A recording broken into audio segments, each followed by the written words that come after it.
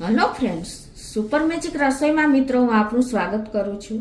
આજે હું લીલી મગફળીના દાણાનું શાકની રેસીપી તમારી સાથે શેર કરું છું। તો તમને ચોક્કસ આ વિડીયો તો ગમશે જ મિત્રો। ગમે તો લાઈક કરજો, શેર કરજો અને સબસ્ક્રાઇબ કરવાનું તો ભૂલતા જ નહીં। અને મિત્રો બાજુમાં રહેલું બેલ આઇકનને પણ પ્રેસ કરજો, જેથી કરીને લેટેસ્ટ વિડીયોની માહિતી તમને મળતી રહે। તો એના માટેના ઇન્ગ્રેડિયન્ટમાં જો આપણે અત્યારે મગફળીની સિઝન માર્કેટમાં ફૂલ ચાલી રહી છે, તો આપણે એનો ફૂલ ઉપયોગ કરી લઈએ। તમે શાક તો બહુ બનાવ્યા છે, પણ આપણે ક્યારે લીલી મગફળીનું શાક તમે એકવાર આ લેશો ને તો તમે દર વખતે બનાવતા થશો, એટલું સરસ બને છે। તો અત્યારે હું આમાંથી 500 ગ્રામ મગફળી લીલી લઈ લઈશ। પછી એક મીડિયમ સાઇઝની લીલી ડુંગળી છે, એને મેં ઝીણી સમારી છે। એક ટમેટાને પણ ઝીણું સમારી લીધું છે। આદુ અને લસણની પેસ્ટ છે 1 ટેબલ સ્પૂન જેવી। એક લીંબુ છે, એક 8 થી 10 લીમડાના પત્તા છે અને 2 લીલા મરચાને મેં સમાર્યા છે। ગરમ મસાલો છે, મીઠું છે, તેલ છે અને રૂટીન મસાલા છે। તો હવે આપણે બનાવવાનું ચાલુ કરીએ। 500 ગ્રામ લીલી મગફળીના દાણા કાઢવાના છે મિત્રો। 500 ગ્રામ દાણા આપણે નથી લેતા। તો આ રીતે જો એકદમ સરસ અત્યારે મગફળીના દાણા હોય છે, તો આપણે એને ખોલી લેશું, આ રીતે દાણાને કાઢી લેશું, તૈયાર કરી લેશું। તો આ રીતે જો આપણે 500 ગ્રામ મગફળીના દાણા કાઢી લીધા છે। હવે આ દાણાને આપણે બાફવાના છે, તો એને આપણે સીધા જ કુકરમાં નાખી દેશું અને એમાં આપણે ડૂબે એટલું પાણી નાખી દેશું।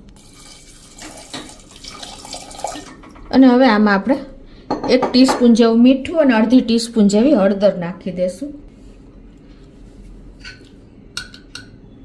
અને આપણે હવે કુકરનું ઢાંકણ બંધ કરી અને એને 3 થી 4 વિસલ કરી લેશું મીડિયમ ફ્લેમ ઉપર।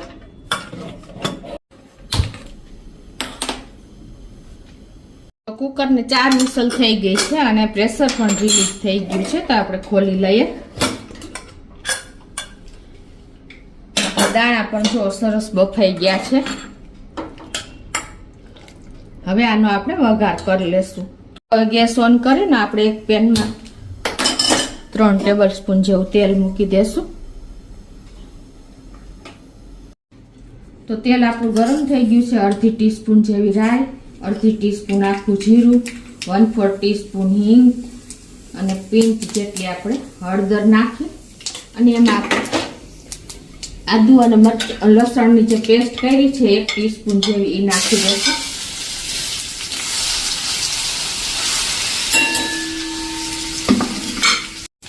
અને આપણે 5 થી 7 લીમડાના પત્તા નાખી દઈશું। આ આપણે અત્યારે ગેસની ફ્લેમ સ્લો રાખી છે।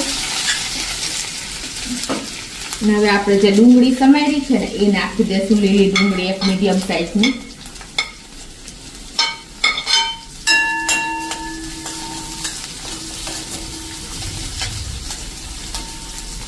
અને 2 મરચાંની કટકી કરી છે એ નાખી દઈશું। આમાં તમે વધઘટ કરી શકો છો તીખાશ પ્રમાણે।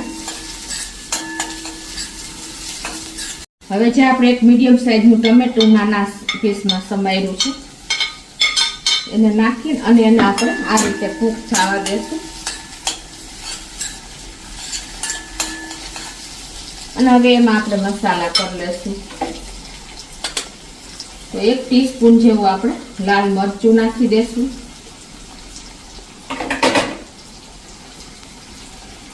અડધી ટીસ્પૂન જેવો આપણે ગરમ મસાલો નાખી દેશું। અને આપણે એને ટમેટામાં મસાલા સાથે આ બધું મિક્સ કરી અને ટમેટા ગળે ને ત્યાં સુધી આપણે 1 મિનિટ આ રીતે કૂક થવા દેશું। તો ટમેટા પણ ગળી ગયા છે અને જો આપણું તેલ પણ છૂટું પડી ગયું છે મસાલામાંથી। તો હવે આપણે જે દાણા બાફ્યા છે ને એ દાણાને આપણે આમાં જ નાખી દેશું, પાણી સહિત જ।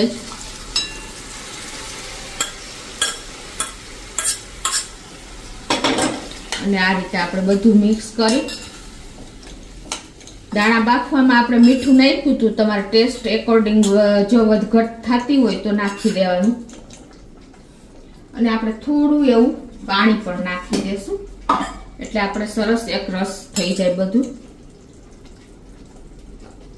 1/4 કપ જેટલું આપણે પાણી નાખી દેશું।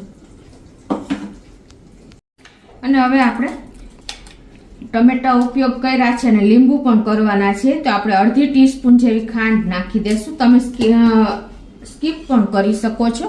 અને હવે આને આપણે ઢાંકી અને 5 મિનિટ ખાવા દેશું. તો આપણે જો શાક મૂક્યું અને 5 મિનિટ થઈ ગઈ છે અને જુઓ તમે તેલ પણ આપણે છૂટું પડી ગયું છે અને એકદમ સરસ આપણા શાકની કન્સિસ્ટન્સી જોઈને એવી આવી ગઈ છે.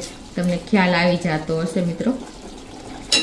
હવે આપણે આમાં ધાણા જીરું 1 ટીસ્પૂન જેવું નાખી દેશું. ધાણા જીરું હંમેશા શાકમાં છેલ્લે નાખવાનું.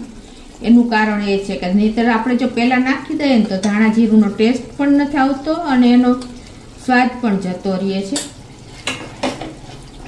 તો આ રીતે આપણે મિક્સ કરી દઈશું. અને લીંબુ પણ મિત્રો આપણે કોઈ પણ શાક કે દાળમાં છેલ્લે જ એડ કરવાનું. તો અત્યારે હું અડધું લીંબુનો રસ નાખી દઉં છું, કેમ કે જો લાસ્ટમાં આપણે ગેસ બંધ કર્યા પછી કરશું ને તો આપણે એની લીંબુ વિટામિન સી આપણને મળી રહેશે અને શાકનો ટેસ્ટ પણ અલગ જ આવશે.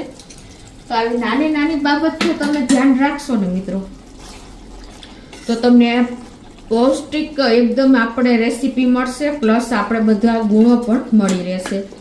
તો જુઓ અત્યારે શાકની કન્સિસ્ટન્સી જુઓ, જોઈને મોઢામાં પાણી આવી જાય ને એટલું સરસ આપણું કાઠિયાવાડી લીલી મગફળીનું શાક આ રીતે તમે હજી સિઝન છે મિત્રો, ત્યાં તમે ચોક્કસ એક વખત આ રીતે ટ્રાય કરજો મિત્રો.